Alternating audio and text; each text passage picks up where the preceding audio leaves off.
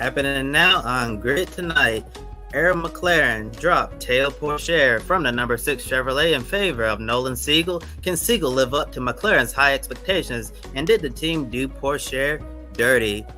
IndyCar will end its broadcasting relationship with NBC Sports at the end of the year in favor of Fox Sports. What does the new media rights deal mean for the future of IndyCar on TV? Martin Truex Jr. is retiring from full-time racing at the end of 2024. Can he go out on top as this year's NASCAR Cup Series champion? Hello to all of our viewers watching here in the United States and around the world. Welcome to Grid Tonight, your weekly motorsports news program. Got a packed house on a busy news night. I'm Kobe Lambert. With me are Joshua Birch, Matt White from Grid Endurance Performance Endless, Jackson Lambros, and making his Grid Network debut on the air, Matthew Owens from the Ultimate Sports Radio Network. Matthew, welcome to Grid Tonight. We're excited to have you. Hello. Excited to be here. Long-time listener, first-time caller. Thank you for having me. Yeah, very excited about tonight's discussion. We encourage everyone in the chat to make comments, ask questions, and support us through Super Chat. Now, Josh, take it away with our top story this evening. Thank you, Kobe. Good evening, everybody, as well. Welcome to the show, Matthew. So, once again, our McLaren is playing a game of musical chairs with its number 6 Chevrolet, as they've now signed Nolan Siegel for the remainder of the 2024 NTT IndyCar Series season. Now, Siegel will replace Theo Pourchaire starting this weekend at WeatherTech Raceway Laguna Seca. Talk about a major turnaround in a month for the 19-year-old California kid, who went from getting bumped from the Indianapolis 500 to signing a multi-year deal for a full-time ride. Siegel called this an unexpected jump, but feels thrilled to be in this position after spending time in Indy NXT with HMD Motorsports, who missed the last race at Road America to fill in for Agustin Canapino at Juncos-Hollinger Racing. HMD said that given the opportunity to compete full-time for the remainder of the 2024 NTT IndyCar Series season, HMD Motorsports has agreed to allow Nolan Siegel to continue his climb to the top of the motorsports ladder. We are incredibly excited for Nolan as he takes this significant step in his career, and we wish him the best of luck as he makes the jump to compete full-time at our McLaren. At HMD Motorsports, our goal as a development team is to help drivers break into the NTT IndyCar Series, and we could not be more proud of Nolan for reaching his milestone. Now, in just 4 seasons, HMD Motorsports has successfully helped 6 drivers advance their careers, and Nolan's success is a testament to our commitment and passion for nurturing talent. Interesting enough, though, as well, our McLaren sporting director, Tony Kanaan, spent time on Siegel's timing stand when the youngster was struggling for speed on bump day. Kanaan received permission from McLaren to coach Siegel and help him through this stressful moment.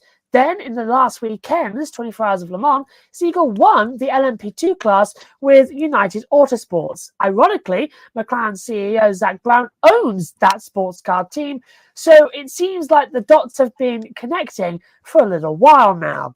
Team principal Gavin Ward said signing Siegel gives the team a chance to build a foundation for the future after playing musical chairs all season long with David Malukas, Callum Ilott and Theo Pourchaire all signed to drive this car.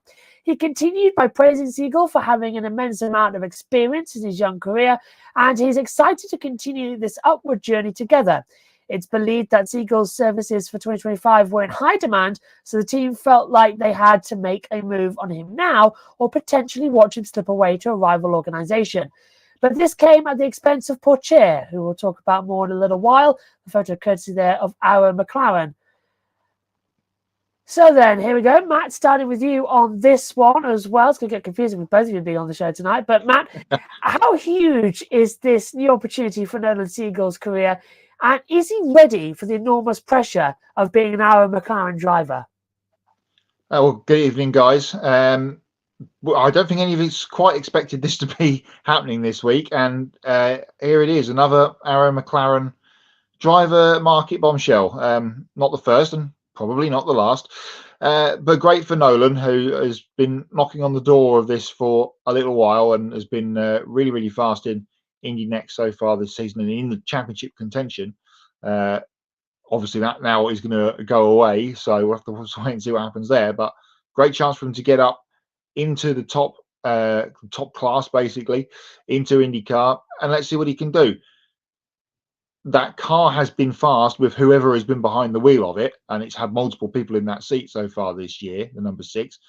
So let's see what Nolan can do over the next few races. Let's hope that McLaren give him some time to get a bit more acclimatized to the team and how they work and setups and all that kind of thing. Don't rush him. But I think Gavin Ward's, quote there about getting him and getting it done before other people snapped him up while they had maybe they had some sort of first option contract on Nolan to get him into the team. They've snapped at that because he certainly was going to be in high demand. And if he did go on, if he'd stayed in Indy next and gone on and won that championship this year, then a lot of teams I would have thought would have been sniffing around for to put him in their car for next year. So really good opportunity for him going forward. And as I say, let's hope McLaren give him a good bunch of time to get himself acclimatized and get up to speed. Start with this. Josh, Kobe, thank you guys for having me. Nolan Siegel being under pressure. It feels like the past 4 weeks have been, as you said, Josh, it's been just such highs and lows. Qualifying a Dale Coyne car in, having obviously not getting into the 500, but putting it all on the line. Then jumping into a JHR car with literally less than an hour of preparation. Then going over to Le Mans for your first time with, as you know, Matt, a top tier team in LMP2 United Autosports, and winning on your first try. To do all of this in such a short amount of time with such little preparation, Josh, this feels like Ocean Gate levels of pressure that this kid's been under, and for more or less, he's been really, really thriving, I'd like to think, if you put aside, Indy. So I think the real question here is, I was proud of the Ocean Gate one. I really do believe that I think if any of the pressure, and we're going to talk about this, is the contract side of things and what happens if, there's not consistent success right off the bat. Yeah, I'm with you on that one as well, because it has been musical chairs, as we said earlier on. But let's talk about the driver who ended up getting hurt in this situation, which is Theo Pourchaire. Now, the 2023 Formula 2 champion was left without a seat on the 2024 Formula 1 grid, so the Sauber reserve driver was given a home for the year in Super Formula. Now, after his race program in Japan got off to a poor start, he was given an opportunity to debut in IndyCar with Aaron McLaren at Long Beach. An impressive debut race turned into 5 IndyCar races with a best finish of 10th at Detroit. Now, apparently, Pourchaire assumed he was going to be racing in Laguna Seca this weekend. Based on this now deleted post, captured via screenshot by @NASCAR Man on X, Pourchaire said, "Man, I can't believe I'm going to race on the legendary Laguna Seca this weekend. Can't wait to be there for the Grand Prix of Monterey." Of course, #IndyCar. I love how Theo Pourchaire has also retweeted, "Live in California, need something to do next weekend." And that was from the Aaron McLaren official Twitter as well. NASCAR Man also quoting that as well with his own comments, saying as well, "McLaren is such a goofy team, the way they handle everything." I think the Grid Tonight show has said that many a times. We've ended up talking about this situation. Just going to move that down a little bit. Coming into it as well. So, according to Marshall Pruitt from Racer.com, 3 IndyCar teams have shown interest in Pourchaire's services for the future, and the driver himself said he was interested in staying in IndyCar to drive for a new team. Pourchaire left Super Formula to pursue IndyCar and got dumped by Aaron McLaren days before Laguna Seca, after the team previously organised an in-season oval test at Gateway to prepare him for oval racing. Now, the Frenchman was supposed to drive the number 6 Chevrolet full-time for the rest of the year until Nolan Siegel came along. Members of the team really seemed to like him, giving him the nickname Teddy Pork Chops as well. And we've heard that on the commentary as well several times already in the past 5 races. So, Jackson, back to you on this one. Did Theo Pourchaire get screwed by Aaron McLaren? And do you see him continuing his IndyCar career with a new team? You can't be mad at Nolan Siegel for this, because if Zach Brown approaches you with a contract, of course you're going to say yes, but it's hard for me to say Nolan Siegel, or excuse me, it's hard for me to say Pourchaire didn't get totally played by this, and it calls into question yet again I don't want to say ethics, but how they are treating, especially this number 6 seat, since Malukas has had this issue. And you can maybe date this all the way back to Pelot, but it's just been a lot of experimentation from Zach Brown, for better or for worse. So a lot of people are saying it's a controversial move to see Malukas. I get why this whole thing has happened, because you want a guy with oval experience. And even if it's not in the big cars, Nolan Siegel has that when Theo Pourchaire has been to one shakedown, I believe, at Gateway. Obviously didn't do Indy. Callum was in the car for that. But for Pourchaire, I mean, the guy finished 10th on debut in Long Beach. He's consistently been already a fan favorite. He moonwalked in the rain during delay at IMS. Like, how can you not like Teddy Porkchops? But no, to answer your question, I don't think it's going to be with McLaren, but we know that Dale Coyne is still looking for guys to fill in the 18 and the 51. I don't know what Ganassi's looking like next year with those two auxiliary seats. JHR, are they going to keep around Canapino? Looks like it. I don't know, but it would be really hard for me to believe, Matt White, that we're not going to see Teddy Porkchops in an IndyCar next year, if not full season. Yeah, I mean, and he was obviously, when the deal was signed for him to come, he still said, you know, his eyes and most of his focus was trying to get to Formula one day. And of course, as part of the Sauber Junior program, that potentially could have happened. But over the last, 6 or 7 weeks, he's had all those runs, impressive runs at that, with this team. And maybe he's gone, you know what, actually, I've got a fair shot at a run at a good career here in America. Here for you guys, obviously not here for where I am. But that's now been cut short. Why would they go to the trouble of taking him to Gateway and giving him a run on the oval if they weren't going to run him later on at Gateway, at Milwaukee, and of course at Nashville for the finale? Seems like an odd decision now in hindsight. As I said in the chat earlier in the week when this was announced, David Malukas' bicycle has got a lot to answer for here, because if little Dave hadn't fallen off, we wouldn't have been talking about Malukas, we wouldn't have been talking about Pourchaire, we wouldn't have been talking about Ilott, we wouldn't have been talking about potentially Tony Kanaan getting in the car at Indy. And as you mentioned, Jackson, if Zach Brown had got his way, Alex Palou would have been in the 6th car all this time and we wouldn't have had an issue. But yeah, really feel for Pourchaire.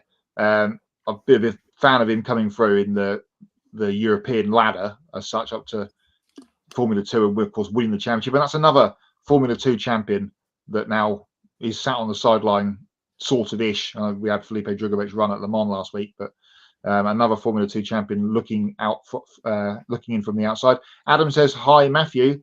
To me, Nolan Siegel deserved at least 2 full years in Indy next before moving to IndyCar. Well, as I said, Adam, if he was in the championship battle and ended up winning it, then he probably would have jumped up to a ride next year. And as Jackson mentioned, there's plenty of sort of middle to lower end teams that would have taken him, especially with that cash money that you get for winning the championship as well.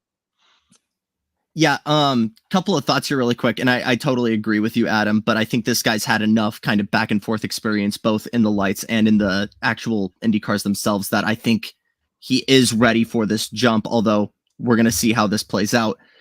For Pourchaire, if you look on Sauber's website right now, still under their list as a reserve driver. I've heard nothing from anyone saying that has changed. However, if there is a move, you got to ask if Sauber is willing to pull Pourchaire, who's been in America, who's been anywhere but their garage this season, and instead look to Zane Maloney, who's currently 3rd in the points for Formula 2 and has had a fantastic season, Josh. It would make more sense, wouldn't it? Because Maloney's going to have, I believe, a drive in a practice session later on this year.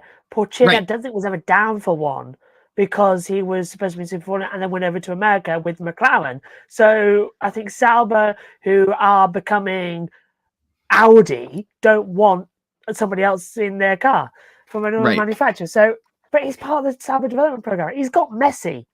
And I've got a feeling it's come from that a little bit as well. I'll be driving the number 6 at some point this year. Yeah. Congratulations. Thank you. But I don't know. I've got this feeling there's something else that has come from this, i.e., in the last 24 hours, something's happened where Pourchaire's been given an opportunity. McLaren have gone, right, well, goodbye then. Out you go. I've got a feeling that McLaren have started this as a reaction to something, because it's all too weird. It doesn't make sense, and I can sort of get why Siegel's under a bit of pressure, especially after winning Le Mans. But no, it just all seems a bit like thrown together at the last second. Question, because I don't know, was Zach Brown in France last week? That's a great question. he Because he obviously would have had dealings with the contract situation, and you would have figured that this Nolan Siegel thing was done after the race, during the race. That had to have been one of the deciding factors, yeah. And as you mentioned, and as Gavin Ward's quote was, they needed to get him while they could. So unfortunately, last man in, first man out with Pourchaire. They're never going to get rid of Pato, will they? I believe I saw him in a United All Sports jacket at some point, but it was a very long 24 hours. But I think he was in the garage at one point. Yeah, I would have thought he would have checked in. There was no Formula One, obviously, last weekend, and he wasn't at Road America. So where else could he have been? Probably Le Mans. Last thing, yeah. Last thing before we move on here, there is one thing that we are unfortunately losing as a result of that, and that is objectively the coolest fire suit in racing history, which was the one Siegel had. If anyone knows what I'm talking about, had palm trees on it, was green, and just the things you can do creatively when you have no sponsors or have very little sponsors, and seeing what these kids do is really cool. And God, that fire suit was so sick. I'm gonna miss it. But Josh, get us out of here. Keep us going. It'll appear somewhere across the line, I'm sure. Yeah, but moving on to eBay. Yeah. I'm wearing it right now. Actually, I've got a bit of palm tree on actually as well. There we go. What is it? It's a bare palm tree. So there you go. Under my shirt as my undershirt. So there you go. I am wearing a palm tree. Moving on then to a story that was rumoured, predicted, and has finally now come to the light. The NTT IndyCar Series will part ways with NBC Sports as the exclusive broadcasting partner at the end of the 2024 season and replace them with Fox Sports. In 2025, IndyCar and FOX Sports will kick off a new historic media rights deal that will air every IndyCar race on Big Fox and the FOX Sports app. Next year is going to be huge for Fox because they'll have the Super Bowl, Daytona 500, and the Indianapolis 500 in the same year. Fox will also provide coverage of both Indy 500 qualifying days on Saturday and Sunday, and as IndyCar becomes the only racing series in the United States to have all of their races appear on network television. The same will be, as I say, for the Indy 500 qualifying days. That gives them 19 as well network television windows. All IndyCar practice and qualifying sessions will also appear on FS1 and FS2, and the both graphics courtesy in this section are courtesy of Penske Entertainment. NBC said on today's IndyCar news, in quotes as well, "We are very proud of our contributions to the growth of IndyCar over the past 16 seasons, generating record viewership, unprecedented promotion, and best-in-class production. We want to thank the drivers, teams, and owners for their partnership, and we look forward to presenting the rest of the 2024 IndyCar season to IndyCar's loyal and passionate fan base." Bringing in Matthew Owens in this one, but we're starting with Matt White on this question.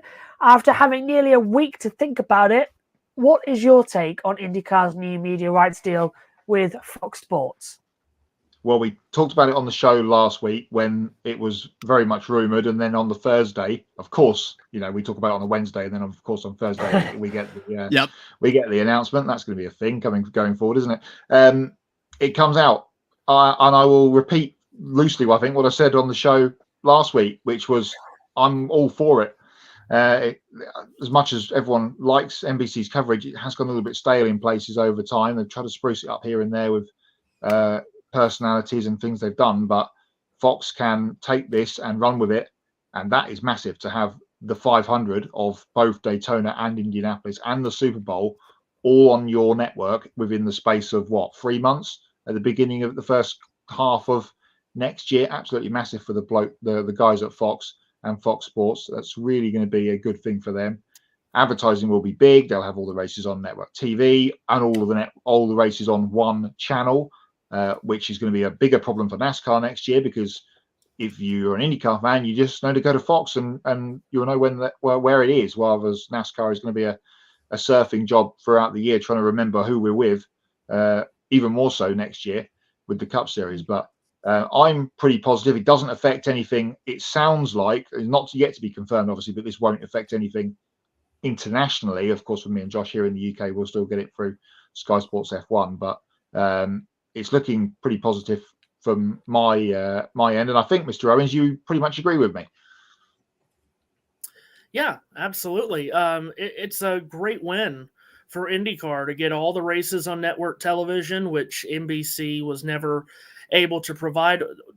The quote that you put up was interesting. Unprecedented promotion, I read. Really? It's okay. That's a very interesting line that I don't agree with, but I mean, you're right. Everything that Fox has is going to give unprecedented way of promotion for the series and the 500. We normally start seeing Daytona 500 on Fox promos and ads starting around the NFL playoffs, maybe a couple of rounds in to the NFL playoffs. I would imagine they're going to say something, just in-game promo, bottom third, bottom right, whatever they're going to have on there. IndyCar comes to Fox, the Indianapolis 500 on Fox, whatever. That's enormous. They have the World Series on Fox as well, for whatever that matters. That's in October. Not sure if that really links up to IndyCar or not. That's probably too early to start running spots and promos and all of that. But it's a huge deal to get all the races on network television. It's an enormous deal to get Indy Next on FS1 almost exclusively. Some races might get bumped to FS2. That's a huge deal for Indy Next, for sponsorship, for owners, for everything. That's enormous. Maybe someday we can get a Freedom 100 back. Here's hoping. But yeah, this is an enormous deal. The cool thing to do on social media is just to absolutely unload on how terrible Fox is at covering NASCAR. But if you go back to the very first days of Fox, NASCAR, a huge boom, late 90s into 2000. The new TV deal was made because of NASCAR's huge growth period at that point. And when Fox and NBC comes in, they take it to a totally different level. And in those days, Fox was winning the PR battle with Mike Joy, Darrell Waltrip, Larry McReynolds, and they kept NASCAR on the ascension and got it to its most popular point ever. We'll see if they can do the same with IndyCar. They're going to be under an enormous microscope in this day of social media and with everyone pummeling their NASCAR coverage the way they do.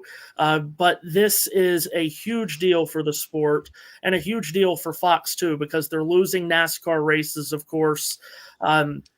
And we live in such a weird world with TV rights in American sports, specifically collegiate sports, with teams shifting conferences all over the place and what that does to the TV rights.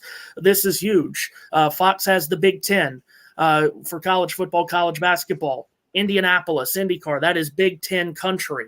Well, and then, of course, they added USC and UCLA. I won't get into that. But this is just an enormous deal all the way around. I can't wait to see what the coverage looks like. I can't wait to see if on Indy 500 qualifying weekend, do we get the ghost car for a 4-lap average around somewhere on the screen with the actual run? That's going to be sensational to watch. There's a lot to like about this, and Eric Shanks hit it out of the park with this deal, and so too did Roger Penske and everyone with IndyCar. Calm down. I'm fine with this. No, I'm fine. That's for everyone online freaking the heck out right now, because the biggest worry, the production, right? And the one thing we do know right now for who's going to be a part of this crew still is IMS production, which is Penske-owned crew who have been with NBC since the start. So instantly, that's one of our biggest worries out the window after seeing the train wreck that has been, I'm sorry, Matt, objectively it has been, that NASCAR production this year, right? So that leaves us with graphics and talent. And I think the other big fear is, who we're going to have and if this is going to be a direct copy and paste. And we're going to need to wait. But I think Fox is smart enough as an organization to not be like, yeah, let's get DW in here to do like the grid walk. And let's just have copy paste Mike Joy, Clint Boyer. Like, they know enough about racing. I wouldn't be surprised to see if they pull a good amount of crew from NBC or even some of the older guys from, ABC, Eddie Cheever, Alan Bestwick, guys like that. No. But Alan, yes. Not Alan, Eddie Cheever. Alan, yes. Alan, yes. Alan, yes. Eddie, no. Cheever and Goodyear, we'll see. But no, I'd love to see I'd love to see T-Bell and Hinch back in the booth. But what I'm getting at here is we do need to wait and see. But one of our biggest fears is out of the way. I think objectively, you guys already said everything we needed to. Everything's on network, which is something that we've wanted forever. We're going to talk more about the Indy Next deal and how huge that is, not just for them, but for their teams, for financials. What's up, Josh T? Good to see you. I feel like overall there is a lot of wins, but we just still got to wait and see what happens. And I do need to give a huge shout out to Jeff Banke, who's made this whole thing happen and has put this amazing crew together for IndyCar and NBC over the past couple of years, and for making me want to go cover this for a living, right? So super happy for what NBC has achieved here and super excited for now to see where this is going. Adam says, well, Fox Sports is the place to be in 2025 regarding sports, the PBA Tour, college football, college basketball, NFL, NASCAR, and IndyCar. Look, my only point on this is what I'm very happy about this weekend. I'm sure Matthew and Matt, you're the same. Jackson, you're going to be there. It doesn't really bother you. But the fact is that this weekend we've got NASCAR and IndyCar both on the USA, which means they're both on exactly the same channel, which means that we go directly from one to the other and the start time doesn't matter. So usually, as it has been the past couple of weeks, we have to sacrifice commentating on something. We don't have to. And if Fox are smart, they can have NASCAR and IndyCar tail off each other and maximize sport viewing. Kevin Harlan, I'm calling both games. Not just for commentary, it's for the wider world of fans of, I have to choose. Like, what was it, 2 weeks ago when we had Canada on as well in the mix, when everyone kind of intermingled and clashed. We're going to talk about the calendar in a minute, but you're going to have NASCAR leading into IndyCar. Maybe we'll have some more later evening / night races, or of course the other way around. You'll have other sports on at lunchtime leading in. Matthew said about college football as well. That will be intermingled with, of course, the NFL playoffs, more promotion and cross chances to bring in for those early races with St. Pete and whatnot in the early portion of the year. I'll use the line I always say when we talk about IndyCar on this show, we have bagged IndyCar on this show all season. Potentially now we are going to go this way. Let's hope so, because we're going to have to see who they bring on talent wise, and if we're going to see these drivers still looking like Arnold Schwarzenegger cartoon characters, but we'll see. Well, okay, so I knew that was going to come up. Everyone hates the comic book cartoons, so they did this. So Fox debuted that with the Kansas City, San Francisco Super Bowl. And I remember reading the press release, because that's the kind of person I am, read press releases about television graphics. And they said, we talk about these athletes like they're superheroes. So they wanted to put graphics in to make them look like comic book superheroes. I love it. I don't see what's wrong with it. It's, for the most part, an accurate representation of what they look like. And everyone loves to joke, oh, God, Kyle Busch doesn't have a six-pack. Who cares? Who cares? They make them, it is. It's doing what they wanted it to do, making them look like superheroes. And what do we always say, especially when we get to Indianapolis, is that these are absolute warriors going into these 90-degree corners at 245 miles an hour. I like it. And I know that's just such a small piece, too. But I'm super excited for everything that this brings. I'm super excited for the prospect of Tom Brady showing up at the Indianapolis 500. Love or hate Tom Brady, that's going to bring eyeballs for people to watch Tom Brady in some unbelievable suit walk down that 5/8 of a mile straightaway at Indianapolis. It's just, I love this deal. I love everything about it. We mentioned Daytona and Indy, the 500s being on the same network. That hasn't happened since 1978.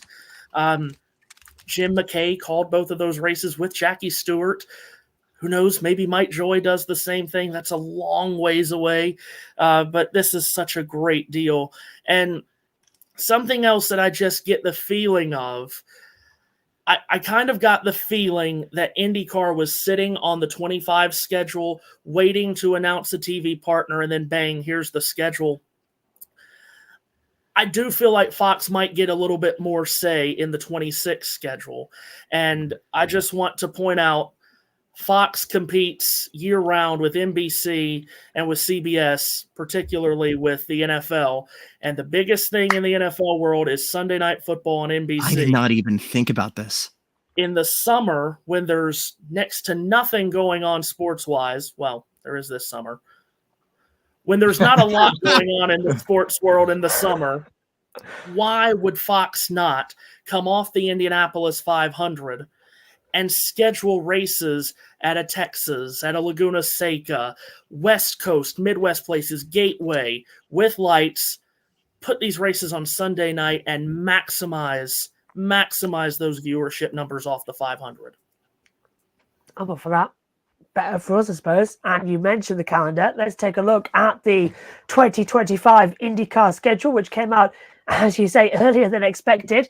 The new season kicks off on the streets of St. Petersburg on March the 2nd, and then the Thermal Club returns, but it'll become a points-paying race after debuting as an exhibition race earlier this year.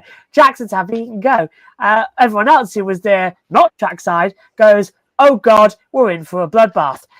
Long Beach will be the only race in April, but shifting to a busy month of May will be Barber to move into early May.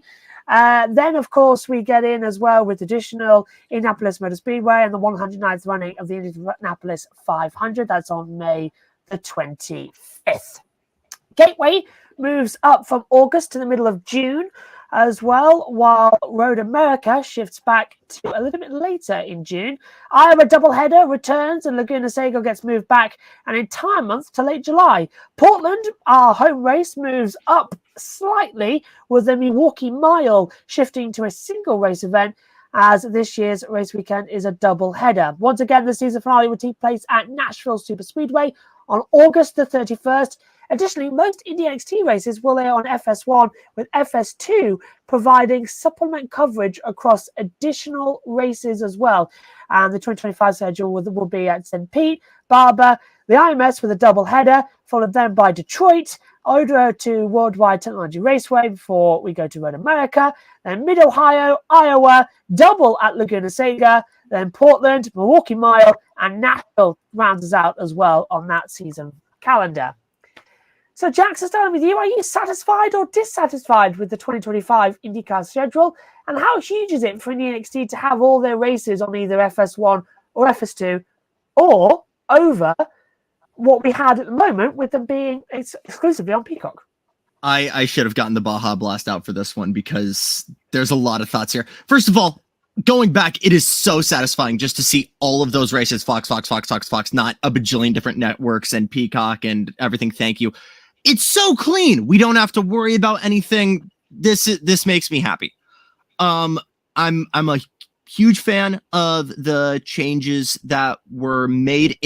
Getting it settled in this early means that we can already get to work on 26 and onward, right? Because we already have this set in stone and we can potentially, fill that gap between, March and April, get some more races early on.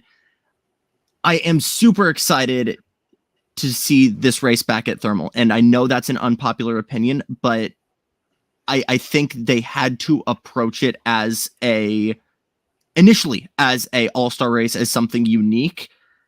And now with the lessons they've learned from the weird format and from hours and hours of running, I think that the on-track product there is going to be fantastic, especially when you combine that with being on Big Fox. So actually really, really happy to see that. Laguna Seca moves a little bit further. Obviously, I'm going this weekend, and now that's going to move to the end of July. Couple more double headers for the short ovals would have been nice. Obviously, more super speedways would be nice, but we're getting Nashville back.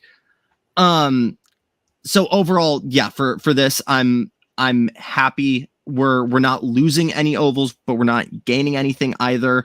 So I'm happy that we at least have consistency. Yeah. We can also officially say, I think at this point, rip Nashville street course. It was fun while it lasted. There was a lot of chaos. But no, overall, I'm very content with that. I think the biggest thing though, 100% is what we're seeing with Indy Next. A lot more ovals for this year. Would still like to see obviously them on some of the bigger tracks, but you got to take what you can get, right? But I think the biggest thing 100% is seeing those on FS1 and FS2, because that's 100% going to mean more eyeballs, right? And when you have that knowledge, not only do we potentially see more drivers, we're going to potentially see more sponsorships. I think overall, this is going to help Indy Next in the long run in truly making it the Xfinity equivalent for IndyCar and really making it as big of a deal as it should be, that final step into going into IndyCar. So I think overall, this is really helping IndyCar, show the world what a spectacle it is on all levels of competition, on all levels of skill, on all rungs of their competition ladder.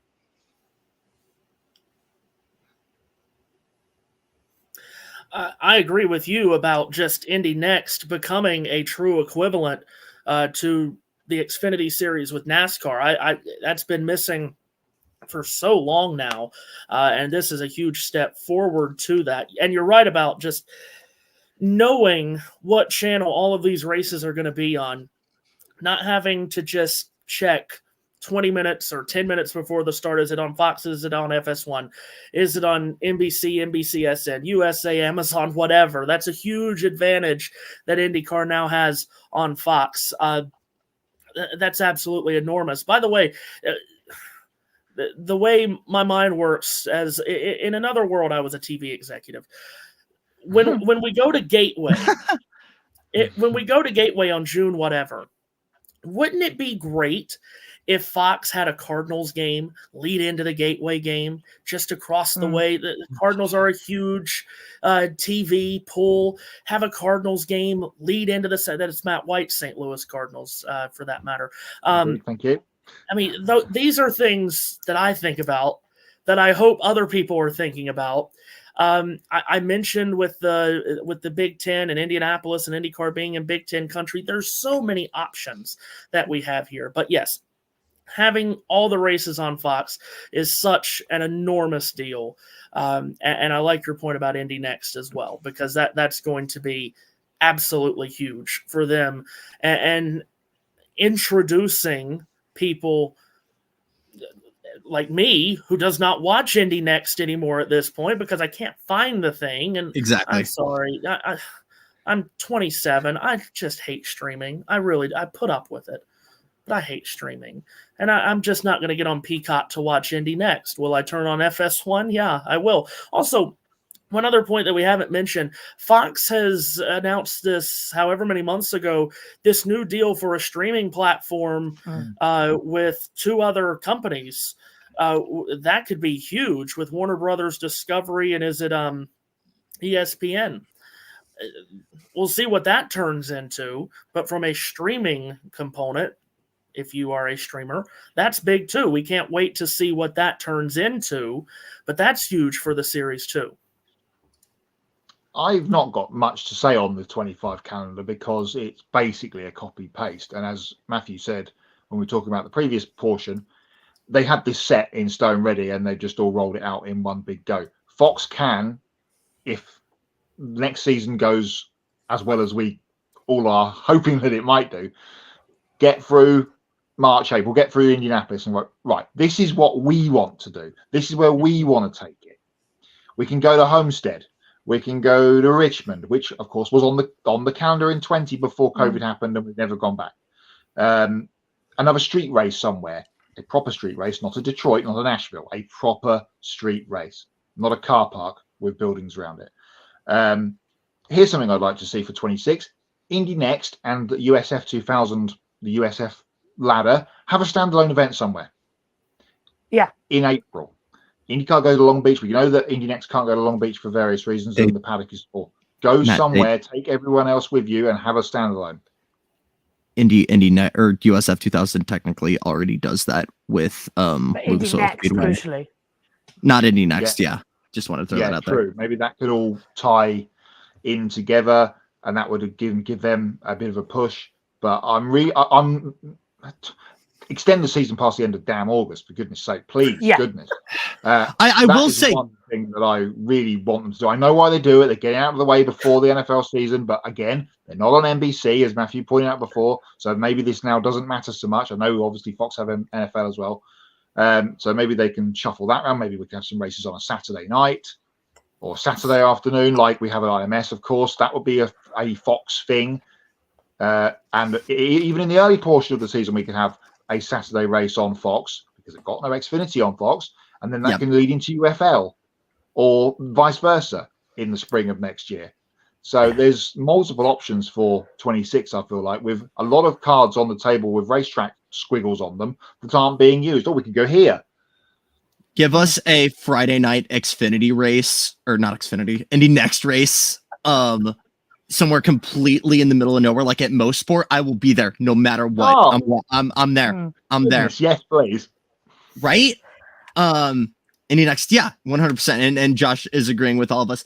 Matto, I want to throw this back to you though, because obviously the big enemy of IndyCar, it seems, has been, we're coexisting with the NFL, and it seems like with this Fox deal, that's either, potentially making that more of a possibility, or it's going to really, really set the barriers. Yeah, you're right, and that's the difficult part about this, isn't it?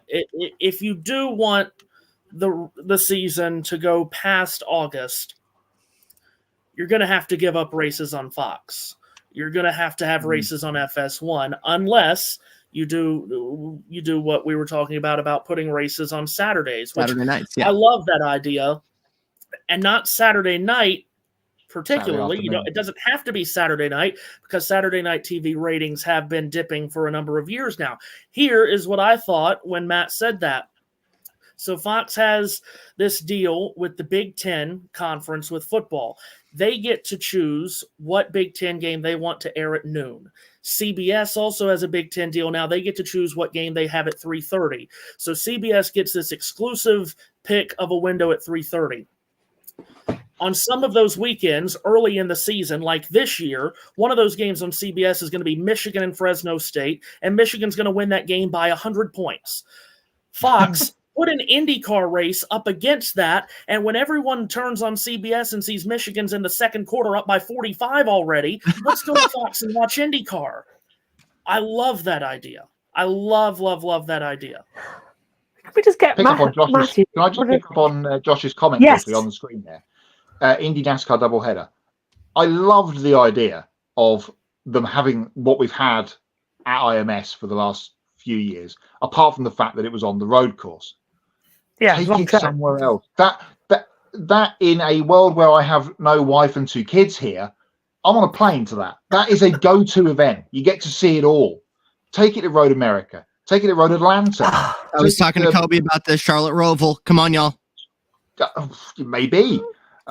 Anywhere. That would be a big, and obviously this would be in the early window of Fox NASCAR in the early portion of the season, pre-Charlotte. But that would be a great one. Astro says, hello, Astro. Don't forget Texas and Heaven's Gracious COTA. Please don't take IndyCar back to COTA unless you're going to fix the T and L. Yeah. I was thinking the Glen. That's got a big enough pit complex that could be doing it. Ben would like that, being up in the north. It wasn't IndyCar racing. He would. My first thought was Road America, which was yours, Matt, because it's in the first half of the season. So getting NASCAR back at Road America would be unbelievable, and to have everything at Road America just feels quite right. Because I think if you think about tracks in America that are sort of central, you think Daytona, you think Indianapolis. Quite a lot of people say the third one they always mention It is Road America. This is the last thing I'm going to say, and then I'm going to leave. And this is going to be the craziest, dumbest thing I've ever said. But I know as a God-given fact, Willow Springs is on sale right now for $2 million. Roger Penske, you're going to buy that track. You're going to turn it into their testing facility for IndyCar.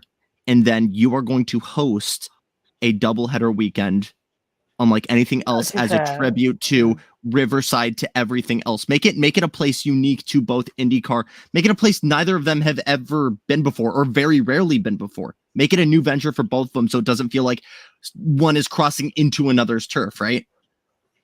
Good call. Joe in the Desert. Like it. There you go. Joe in the Desert. I quite like that idea. Right, let's do it. You want Road America because of all the cameras? Shh. Yes, that's why. Admit it. We all enjoyed the cameras. Cargo Rain Goldberg. Yes. Do we think on this conversation about a NASCAR IndyCar weekend, you would imagine that Fox would want it to be early in the season where they would have both races? Yes, 100%. Why not Phoenix? Why not Phoenix early in the NASCAR season? I have been for a long time been of the belief that we should go straight from St. Petersburg to Homestead, Miami. If you want to move Miami up in the NASCAR schedule like we did at one point, that would be an option. But I don't know why we couldn't do Phoenix. Because if you're in Miami at any point of the season, weather could make a scheduling nightmare. Go to Phoenix where rain is never in the forecast, and I say that and it'll show up on championship weekend this year. Thanks. Yeah, you're welcome. There's a lot of Phoenix bias for me just because I was there for IndyCar's last race in 2018, which I thought was a great show in person, and obviously organization didn't think so, but ever since the revamp there, I've wanted to see that track return so bad. I think it is just a matter of getting butts in seats, and doing a crossover weekend with NASCAR I think is exactly what would make that happen. It would be a March weekend more than likely. Fox does not have basketball at that point. You can put it head to head in that afternoon window. Maybe you get lucky, get some eyes off of March Madness. I think it's possible. We'll keep an eye on it. Hopefully something will come on. But we're going to let Jackson go now as well from the program this evening. Thank you very much. Get on. Are you driving down, plane to get to Laguna Seca? 7-hour drive tomorrow morning. We're stoked for it. Good luck. It's my Lamar stint. It's my delayed Lamar stint. Thanks so much for having me, boys. Yeah. Thanks for having me, boys. Thanks, Jackson. Bye-bye. 4 hours in the rain. Honestly, we were all going mad. Okay, moving on to our next story of the evening as well. During a press conference before last weekend's festivities at Iowa Speedway, Martin Truex Jr. officially announced that he'll retire from full-time racing at the end of the 2024 season. I had nothing to do with it. When arriving at his decision, Truex said it was the right time for him to step away after thinking about retiring for the last few seasons, adding that he's been living his entire racing life by a schedule that somebody makes for you. So he feels like he's ready to make his own schedule now.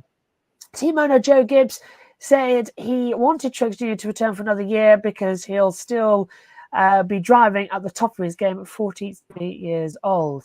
At the moment, the current driver, the number 19, Joe Gibbs Racing Toyota, has 34 Cup Series wins, 23 poles, 146 top fives, and 287 top tens, plus back-to-back Xfinity titles in 2004 and 2005.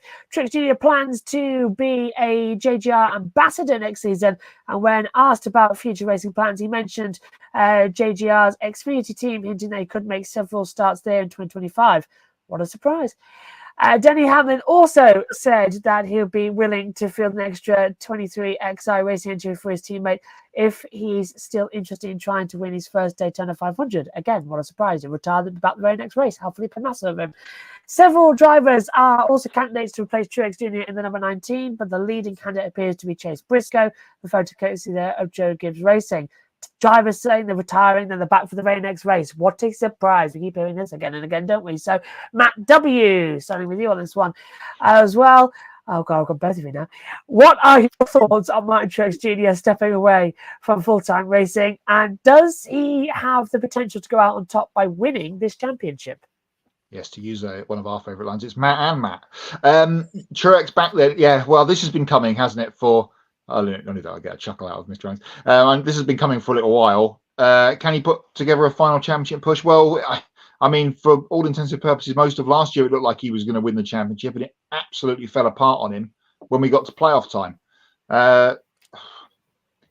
He's not been. You would have to say so far through the balance of the season. Obviously, Denny Hamlin has been the best Gibbs car, and he was probably in everybody's championship 4-pick pre-season. I'm not sure how many people would have had MTJ in that championship 4, but this leaves a big hole in the Gibbs future, doesn't it? Because Denny's not got many years left as a full-time runner. He'll go until he's told to stop, I would have thought. But there's rumblings over drivers in other seats in that team that may or may not be there also. I'll leave that there going forward. So difficult. I mean, take a couple of weeks ago at Sonoma when he looked like he was going to get a good result and then didn't. It's been the story of the last little while for Martin. But then again, he'll probably show up at New Hampshire this weekend and absolutely stink up the show and lead all but about 5 laps and win by 10 seconds, because that's the kind of thing he would do. So he's still definitely got it in his locker. Whether he can go out swinging here in his final season is obviously yet to be seen. He gets the announcement off his back. Everyone stops asking him about it. All the pressure's gone from it. I think he is going to go out and win this weekend. He loves New Hampshire. It's one of his many home racetracks. He's great at the place. He won there last year.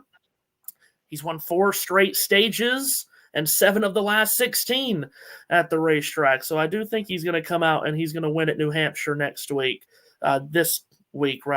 He's led triple-digit laps at New Hampshire 6 times, and he's led 426 laps over the last 2 Loudon races at 71% of the laps in the last 2 at New Hampshire. Like Matt said, he loves to stink up a race, and he might just do it this weekend. Can he win the championship? Absolutely he can. I wouldn't put him in my top 5 picks right now. He doesn't have a win yet, and I hear a lot of people, well, you're going to win this championship. Well, Ryan Blaney only had 1 win in the regular season last year, and no one gave him a shot heading into the playoffs. And he became the hottest driver on the planet the last 8 or 9 weeks and won the title. Truex is one of those drivers that just get him into a groove and he can take everyone behind the shed. I mean, he is one of those drivers that goes out and just dominates races. And once he gets in that groove, if he gets into that groove this year, he can rattle off 3 wins in 5 weeks, something like that. But yeah, this has been coming for a while. He's been talking about this. It feels like 3 or 4 years now. He was angry with the next gen car the first year of it. The famous shot of him giving the middle finger to his car. Where was that? Darlington, Bristol? I don't know.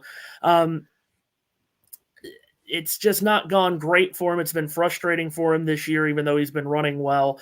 And I think this comes at a good time for him to just get all of that off of him. And now the second half of the season to go out and try to get wins and go for this championship. W?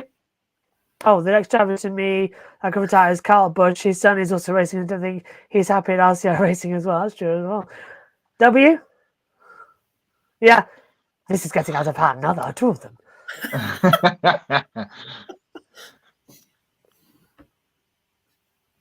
I can't read that one. Sorry, Adam says saw MTJ's father win at the Magic Mile, which of course is Dover. So I don't know. We'll see what happens. I guess he's going to be. It will certainly make the playoffs, even if he doesn't get a win. He'll be obviously he's well in on points at the moment, being the highest pointed non-winner, if that's makes sense.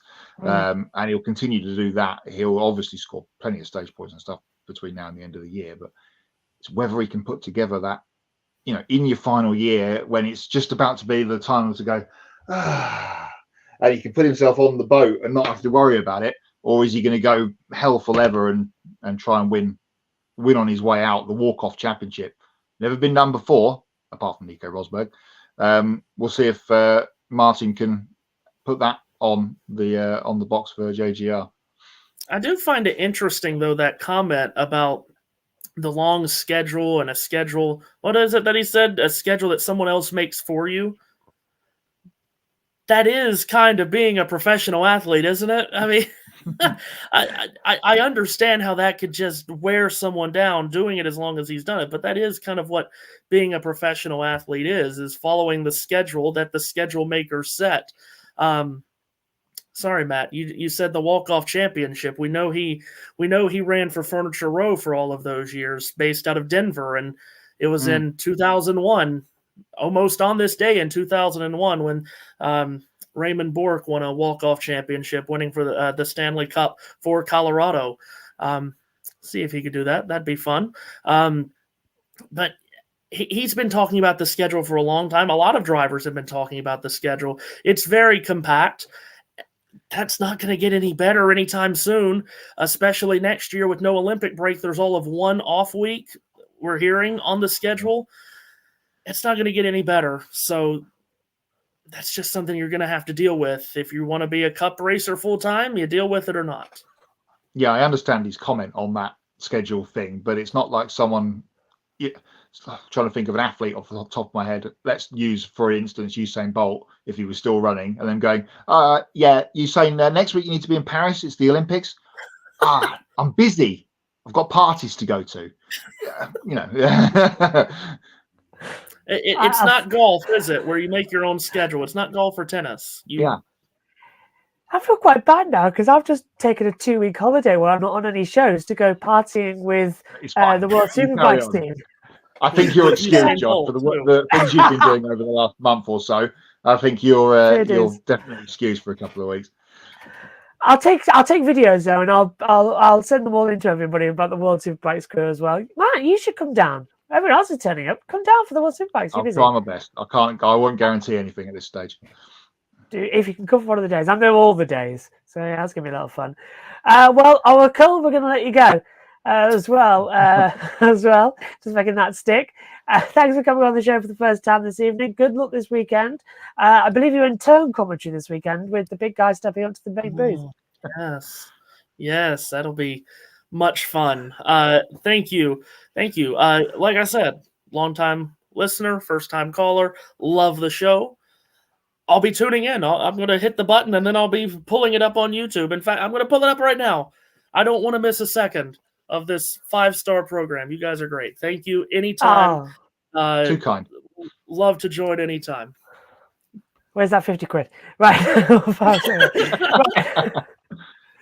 Thank you, Matthew. And now it's time to head over to Matt W. For the latest from our Grid EPI update. Thank you, Matthew, and thank you, Josh. Of course, this weekend, as I wait for the screen to catch up, the big race in the Grid Endurance Performance Index last weekend, there was only one, and it was probably the biggest race in the Endurance Index of the whole season, the World Endurance Championship Round 4, also known as the Le Mans 24 Hours, won, of course, by Ferrari for the second year in a row. It was the opposing car to last year that got the checkered flag this year, chased down hard by Toyota towards the end, but Antonio Fuoco, Nicholas Nielsen and Miguel Molina getting the overall victory and the win in hypercar, boosting what's been a pretty lackluster start to Ferrari's championship start in the WEC, boosting their championship hopes. The season rolls on to Brazil next, which will be very entertaining as well at Interlagos. LMP2, of course, was back at the weekend. That was won by Oliver Jarvis, Bijoy Garg, and talked about at the top of the show, Nolan Siegel, Yasser Shaheen, Maurice Schering, and Richard Leeds winning for Porsche in LMGT3. We have had a shuffle in the points. Andre Lotto was the leader for the last handful of weeks, and now he's been usurped by his teammate and the former leader of the Grid EPI, Lawrence Van Voor, is back to the top thanks to the algorithm. All those top three, of course, sharing the car for Porsche at the weekend, Van Voor, Lotterer, and Kevin Estre. Nick De Vries and Komori Kobayashi just holding on to their top 10 spot for their Toyota from the weekend. We've got a big weekend coming up this weekend. Of course, everything was on hold over the week because of Le Mans, but it is gangbusters this weekend. On Saturday, the next round of the Nürburgring Landstrecke Series, NLS 5, is on. British GT touches down at a revamped Spa. It'll be interesting to see how they go with the new track surface there.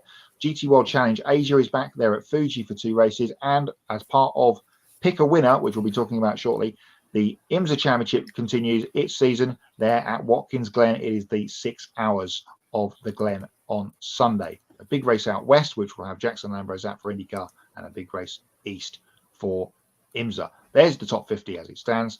All of those races, we will document the winners for you as always and tell you about them on the show next week. And we'll look forward to the week after, where again there is a massive list of races in the Grid Endurance Performance Index. Now time to hand to Kobe, where he's got the rest of this week's headlines. Thanks, Matt. Time for some more motorsports news from around the world. At the ACO's annual press conference before the 24 Hours of Le Mans, they confirmed new requirements for the hypercar class in 2025. To improve fairness and ensure a level playing field, each manufacturer will be required to enter a minimum of 2 cars in hypercar. The maximum grid size outside of Le Mans will increase to 40, with more hypercar manufacturers like Aston Martin joining next year. The life cycle of the current hypercar class technical regulation will be extended through the end of the 2029 season. Also, the new LMP2 regulations have been pushed back to 2028. Both changes in hypercar and LMP2, minus the 2 requirement for each manufacturer, will be in IMSA competition as well with his GTP and LMP2 classes. Yesterday was a special day for NASCAR Cup Series driver Daniel Suarez, who officially became an American citizen.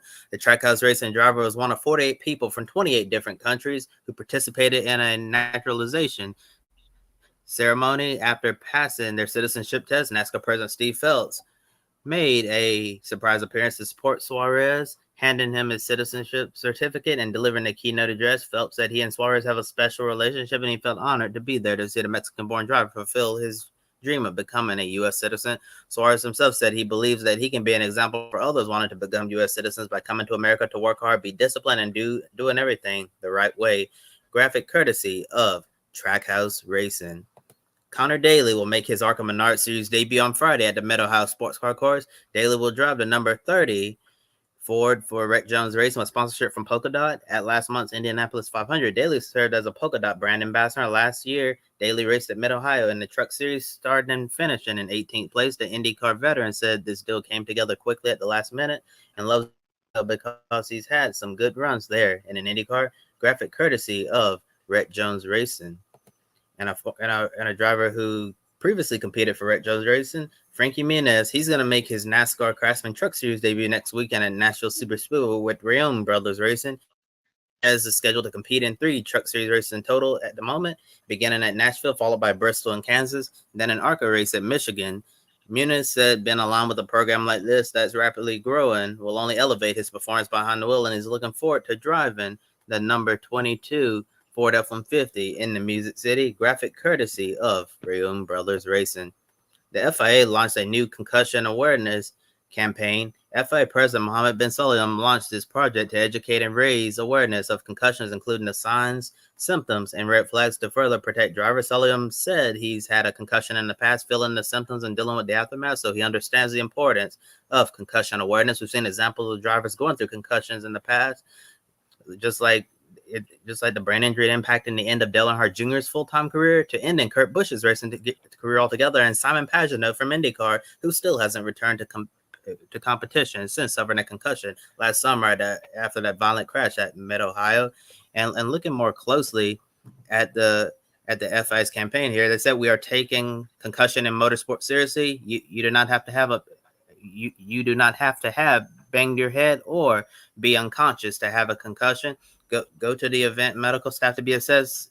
Say if you're not okay, and recognizing the signs of a concussion, it says there is a risk of a concussion if a competitor reports any of the following symptoms, and that's going to be headache, nausea, dizziness, fatigue, problems balancing, amnesia or forgetfulness, irritability, or changed emotional state. Now I'm going to switch to the second in a moment. Wait a second for that to load. Yeah, there it is right there. And they say some of the red flags that could be a sign of a serious head injury: seizure or convulsion, double vision, in and out of consciousness, vomiting, increase in headache, increase in restlessness or agitation, weakness or sensation change in limbs or skull deformity. And at the very end, they say, remember, honesty is the best policy. Don't lie about your symptoms. And in doubt, sit out. There will always be the next race. So really nice to see the FIA coming up with his new campaign to bring awareness to concussions. Now I'm going to throw over to Matt for everyone's favorite game. Pick a winner. Yeah, it's been a long time coming to have some concussion protocol in world motorsport. Well done to the FIA. We don't say well done to the FIA very often. Well done to the FIA on that. Pick a winner. There it is, the leaderboard as we go into this weekend, where we have a new man in second place, only on alphabetical order because Adam has overtaken Ben in second. Matt B is still the leader and he has a 2-point lead. Plenty of pick-a-winner races, of course, this weekend with the Spanish Grand Prix at Barcelona for Formula One, IndyCar, as we've mentioned, at Laguna Seca, NASCAR at New Hampshire. But tonight we're going to pick for, as I mentioned in the Grid EPI update, the next round of the IMSA Series, and they are at Watkins Glen. I have got the first pick, and I think I'm probably going to go with a hot hand. They won at Detroit. I think Wayne Taylor Racing continues their revival and wins at the Glen this week. Kobe, who you got? Yeah, this is gonna be a tough one because the IMSA GTP class is very, very competitive these days. But I'm gonna go with an IMSA team that went over to the 24 hours of Le Mans last weekend. But for the last 2 years they've been at Le Mans, hasn't gone well. I think they're gonna come right out of the Le Mans break, hitting it strong at the Glen. Give me the number 31, Whelen Engineering Action Express Racing Cadillac.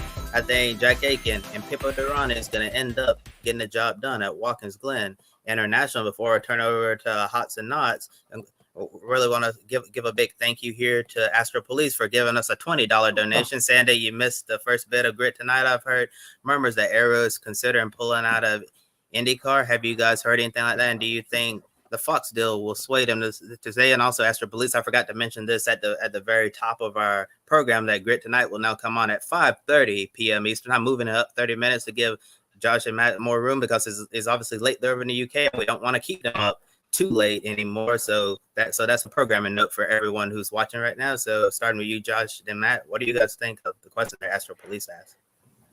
I did hear this rumor that Arrow and McLaren are pulling out at the end of the season, and that's why they've brought in Nolan Siegel now, is because he's got a lot of sponsorship and ergo it brings in a lot more funding for the team. I understand that it's just going to become a factory McLaren team, but that was only rumors that we've been hearing around. We've had nothing concrete yet. So I'm presuming that's what I'm hoping Jackson's going to ask for is when he's on site at Laguna Seca, to which of the drivers and the teams and whoever gets a hold of. So hopefully we'll know more this weekend with having a team member on the ground. Yeah, hopefully Jackson can sniff out the news for us down at Laguna Seca after his 7-hour drive in the morning. Good luck to JL on safe travels indeed. Yeah, that's the first I've heard of that one. Hopefully the new TV deal will either keep people or bring more people in. We didn't really touch on sponsorship when we were talking about the TV deal and stuff, but I think, again, having everything on network TV for IndyCar next year going forward is just more and more eyeballs. Look what it's done for the British Touring Car Championship over the last few years, having it on free-to-air television. I know the grid's a little bit more depleted this year, but there's so much funding being poured into not just the touring car class, but all of the support categories as well. As I've got flies buzzing past my head. You too. In that paddock, it's just great to see. So we'll keep an eye on that one. Let's roll into the final segment of the evening then. And it's Hots and Knots, as always, brought to you by Insert Your Company Name Here. And we continue to thank them for their support on this segment. Adam says his pick for IMSA is the same as me, which is the Wayne Taylor number 10. I was about to say I didn't see a single second of motorsport from the weekend because it was just so busy out of watching the television live. I have some things in Hots and Knots, but Josh, you obviously were up all hours over the weekend covering a small race in the middle of France. What are your Hots and Knots from the weekend? Firstly, a massive hot would be we've done more than 29 hours in one day this year already so many times that 24 hours felt like a pit stop. No one got tired. The only time we got a bit irritated was during the 4-hour safety car when nothing was going on. Other than that, we flew through Le Mans, and that's the first time. I thought we really aced it actually as well. And everybody who was on the call as well all made it really good. And I really enjoyed that one actually as well. Great racing from Ferrari. Great racing, I think, as well from Cadillac. They're proving that they can come in to the top tier of LMDH and be straight up there. Great job as well from the 83 AF Corsa, which isn't a development hybrid, just a standard customer car without any of the extra bits on for the Ferrari 499P. And I thought it was really good. Really good weekend from the Iron Dames as well. They were so strong. And Siegel and the Iron Autosports did really well as well. But all in all, it was a great race, great 24 hours. And for the only thing I was on about NASCAR, it was a really great event. My only hot, and again, I've not seen it, there's a hot which is also a not, which was the launch at the weekend at Misano with the World Superbike paddock of the Women's World Championship for motorbikes. Much like Formula One Academy or W Series previous, we've now got a women's motorcycling category only. Good to see them finally get underway. You're going to be obviously involved, as you mentioned, at Donington in a few weeks' time for round 2, which is again in the World Superbike paddock.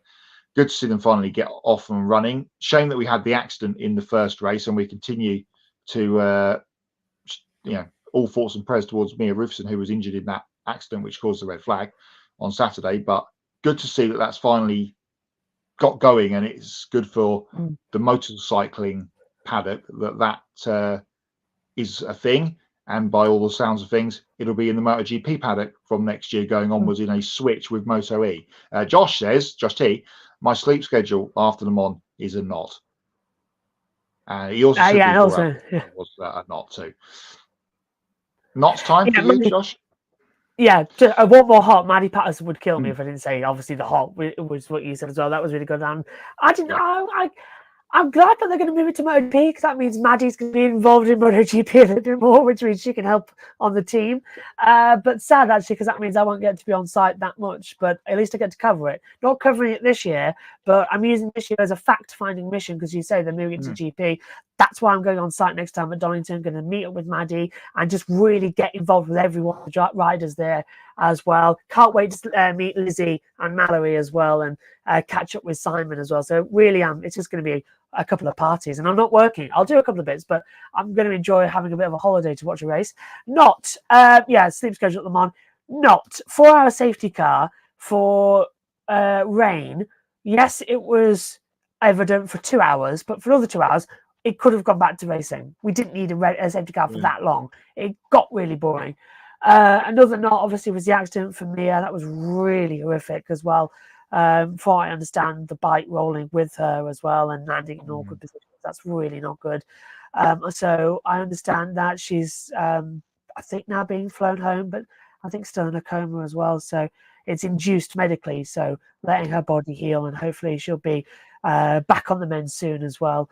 And hopefully, even though not racing at Donington, hopefully she'll be there and walking around. Of course, it's a month's time. So I'd say continue thoughts and prayers with her. The only other not, Ben Keating in that 23 United Autosports USA team. I think I had one of the worst performances I've ever had at Le Mans. No matter where that car was, it was off the circuit.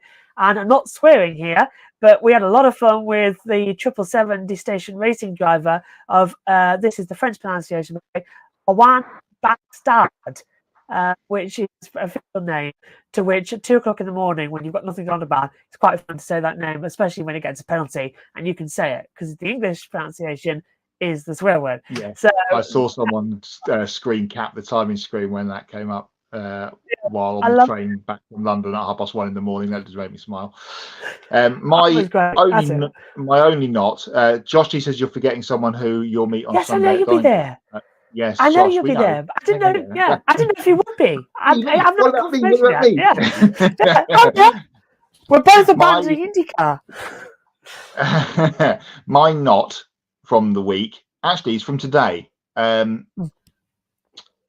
Silverstone, British Grand Prix, coming up in 3 weeks' time. We're about to go into this triple header of F1, Barcelona, Red Bull Ring, and then Silverstone, for which all of them have F2 and F3. And I've still not watched Imola or Monaco, so my skybox is about to go boom and explode. Tickets for Silverstone there was a story come out today that ticket sales are not, it's not a sellout as of yet, and ticket sales are down, and everyone is blaming, well, not everyone, but the blame seems to be going towards the Red Bull domination of Formula One recently, although if you watch the last few weeks, they're not dominating anymore. There's a cost of living crisis, and get this, a 3-day pass to sit on the Hamilton Straight, pit straight at Silverstone for the weekend for 4 people. So if you're going to take your wife and your 2 kids, or your partner and 2 kids, whatever, to the Grand Prix at Silverstone, will cost you £3,500 for the weekend just to sit in the grandstand. That's no camping, that's no hotels, that's no anything else. That's just to sit in the grandstand for 3 days. £3,500. Sort it out, Silverstone. We know this is costing you lots of money when you're trying to get it back in ticket sales, but if you keep going along like this, nobody will turn up, and then you won't be getting any money through the gate. Take what you can, please. We, the British and world public at the moment, we're struggling for money, a lot of us, and if you want people to go and see sporting events and music events and whatever else, people need to wake up to the world at the moment and sort their ticket prices out. Absolutely. I mean, it's mind-boggling that even after the pandemic, where we had no fans and everything was behind closed doors, they desperately wanted to get fans back, and then they priced the hell out of the tickets. It's absolutely ridiculous as well. I'm with you on that. Hopefully we can have 140,000 there on Sunday if they reduce the tickets and give them some quick ones. Adam quickly says, what's hot? NASCAR New Hampshire, plenty of memories with my family. The Speedway, 24 Hours of Le Mans, NASCAR and NBC Sports USA Network coverage was 10 out of 10, and A+++ as well. I hope it's good. I'm looking forward to seeing it. Yeah, I'm looking forward to seing NASCAR and NBC this weekend for the first time, because I haven't been in the last 2 weeks. I've sort of missed the end of Fox's out of it, so it's going to be like dropping from one to the other for me. We're all wrapped up on Hots and Knots. Yeah, we're all Excellent. Good. We'll have plenty more of them next week. I guess it's another massively busy weekend, as we've mentioned. Just again, so much on this weekend. If you're indoors and it's raining, just turn the telly on. You'll find some sort of entertainment. I can't wait, because especially as it goes NASCAR to IndyCar, not often we have that turnaround, which means the long slog is not actually going to be as long, because it finishes for us at about 1 a.m. Usually it's 2. Not bad at all. So taking a look at our upcoming schedule as well. Saturday, Grid Live pre-race. That is at noon Eastern. Sunday, Grid Live wrap-up. That's shortly after the NTT IndyCar Series race at Laguna Seca. Still used to I'm saying NASCAR. It's unbelievable. Monday, Grid Live Encore. That is going to be recapping the modified and Xfinity races at New Hampshire, plus ARCA and Mid-Ohio, F2 and F3 in Spain, and Indy NXT or Indy Next at Laguna Seca. So I'll probably be on the show for that one as well, depending on if there's football on. Go England.